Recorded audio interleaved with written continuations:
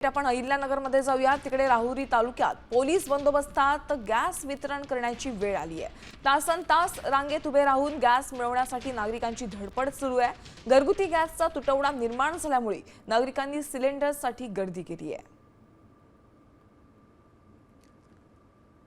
आपण पाहतोय अहिल्यानगरमध्ये आता पोलीस बंदोबस्तामध्ये गॅसचं वितरण करण्यात येत आहे। राहुरी तालुक्यातली ही दृश्य पाहतोय। गॅस खरेदीसाठी नागरिकांची धडपड पाहायला मिळते। तर राहुरीमध्ये पोलीस बंदोबस्तामध्ये गॅस वितरण करण्यात येत आहे।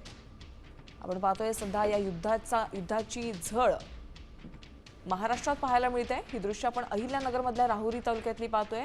गॅस खरेदी करण्यासाठी, कारण की सध्या गॅसचा तुटवडा निर्माण झालेला आहे। गॅस वितरण जे आहे ते बंद केलेलं असलं तरी दुसरीकडे घरगुती गॅस घेण्यासाठी नागरिकांनी लांबच लांब रांगा लावल्याचं चित्र ग्रामीण भागामध्ये देखील बघायला मिळतंय। आणि सकाळपासून तासनतास रांगेत उभे असलेले नागरिक जे आहे ते एक गॅस टाकी मिळवण्यासाठी त्यांचे सगळे या ठिकाणी प्रयत्न सगळे सुरू आहेत।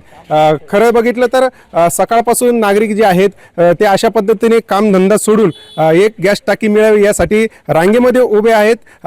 अनेकदा हे जे नागरिक आहेत किंवा गॅस वितरक आहे यांच्यात काही वादविवादाचे प्रसंग देखील ठिकठिकाणी घडतायत। आणि त्यामुळेच राहाता तालुक्यामध्ये आपण चित्र जर बघितलं तर पोलीस संरक्षणामध्ये या ठिकाणी गॅस वितरण जे आहे ते आता सध्या सुरू आहे।